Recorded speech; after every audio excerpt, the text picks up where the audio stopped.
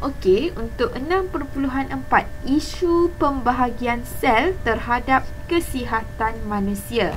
Sebelum ni kita tengok, cikgu ada bagi tahu sebelum ni, mitosis dan meiosis ini, proses pembahagian sel ini dia sepatutnya berlaku dengan kadar yang optimum ataupun dia kadar yang sesuai dengan badan kita. Tidak boleh pertumbuhan ini terlalu laju, kerana bila terlalu laju pesat sangat bertumbuh, kan? Tu yang ada macam ketul-ketul lah, kan? Okey, tumor kan? Itu disebabkan oleh sel itu membahagi terlalu cepat. Okey. Okey, kita tengok ketidaknormalan. Okey, ketidaknormalan mitosis ataupun akan menyebabkan tumor. Okey, bila pembahagian sel ini terlalu laju ataupun tidak terkawal, boleh menyebabkan tumor. Okey, tumor ini terbahagi kepada dua, iaitu tumor benigna dan tumor malignant. Okey, tumor benigna ini dia tidak berbahaya dan dia boleh dibuang melalui proses pembedahan. Kalau ada ketul-ketul macam biasalah, kan? Kalau ada ketul-ketul tu mungkin boleh cek dululah ianya adalah tumor ataupun sekadar bengkak biasa. Okey, tumor benigna ini tak bahaya, tak ada masalah. Okey, kalau tumor malignant ini adalah kanser, ya, yang biasa kita sebut kanser lah. Kanser ini banyak jenis kanser. Okey, apa faktornya tumor malignant ini? Mungkin disebabkan oleh radiasi. Okey, selalu terdedah dengan sinar X, sinar gamma, sinar ultra ungu. Okey, boleh menyebabkan kepada penghasilan tumor malignant ini. Okey, juga mungkin disebabkan oleh bahan kimia seperti tar, okey, ataupun karsinogen seperti benzina, seperti formaldehyde. Okey, itu karsinogen. Ataupun mungkin juga disebabkan oleh faktor genetik. Okey, mungkin orang tua kita dah ada penyakit kanser. Okey, dan kanser ini boleh dipas ataupun boleh disebabkan oleh faktor genetik. Okey, seterusnya mungkin juga disebabkan oleh faktor bakteria dan virus. Okey, sel kanser ini dia akan merebak. Kemudian bila dia merebak, dia akan musnahkan sel-sel sekitar dia. Okey, kita tengok gambar aja. Okey, ini contohnya adalah perkembangan kanser payudara. Okey, ini tumor malignant tadi. Okey, bila kita rasa macam nauzubillah, ya, bila kita rasa macam ada ketul ke apa, kita kena check. Itu adalah tumor benigna ataupun tumor malignant. Okey, katalah ini tumor malignant, okey, ataupun kanser. Tumor ini akan membesar daripada sel tunggal kanser. Okey, pada sel membesar dekat sini. Sel kanser dia bersaing untuk dapatkan nutrien daripada tisu-tisu lain di sekitar dia. Sebab tu yang jadinya merebak sel kanser ini. Okey, sel kanser merebak melalui salur limfa dan salur darah ke bahagian tubuh lain. Sebab tu kita kena, nauzubillah, ya, kesan awal supaya boleh dirawat. Bila dah tahap yang tinggi, dia sudah menjangkiti bahagian tubuh yang lain, itu yang akan jadi bahaya. Okey, dalam gambar ni kita tengok, ya, contohnya dia dah tumor baharu terbentuk pada organ lain, pada ginjal ke, pada apalah. Okey, na'udzubillah lah.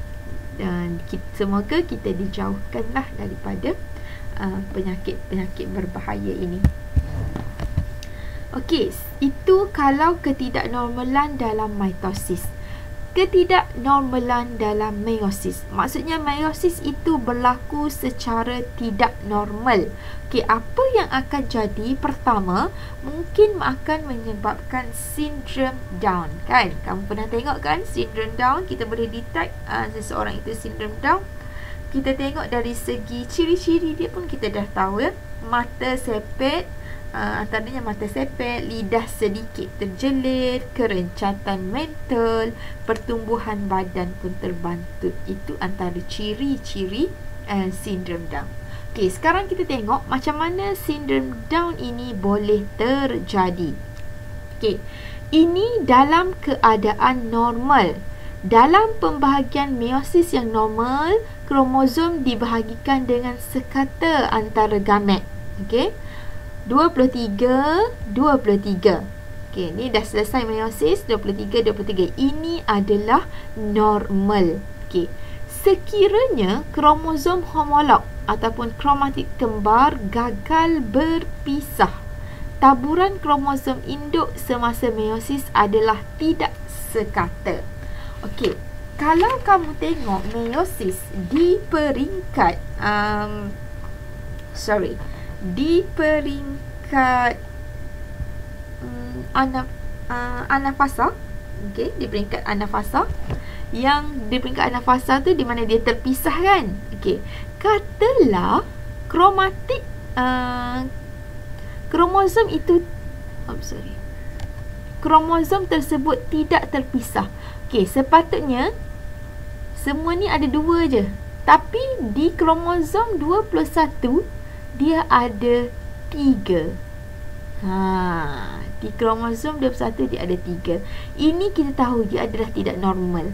Kenapa tak normal? Sebab dia tak membahagi semasa proses anafasa tadi. Bukan membahagi, berpisah. Okey, sepatutnya dia berpisah. Tapi ini dia tak berpisah. Tu yang jadinya 3 kromosom. Okey, bila dah siap selesai proses meiosis, apa akan jadi? Bilangan haploid ini tadi yang sepatutnya 23 dah jadi 24.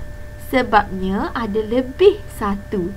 Kenapa lebih 1? Sebab semasa proses anafasa tadi, kromatik kembarnya tidak berpisah. Okey, tu yang jadi lebih 1, 24. Yang ini akan jadi 22 lah, sebab semua kromosom 46. Okey, yang tak normal ni tadi 24 bersenyawa dengan haploid N sama dengan 23.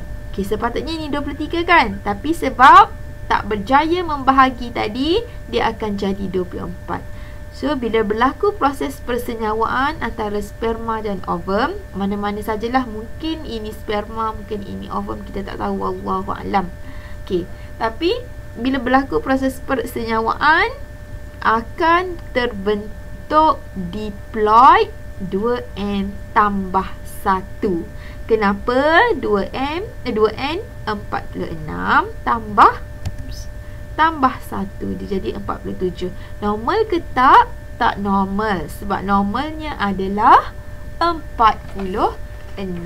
Jadi, bila ada 47 kromosom ini, kita boleh detect ini adalah individu sindrom Down. Okey? Itu disebabkan oleh ketidaknormalan semasa proses meiosis. Okey, so tamatlah bab yang ke-6.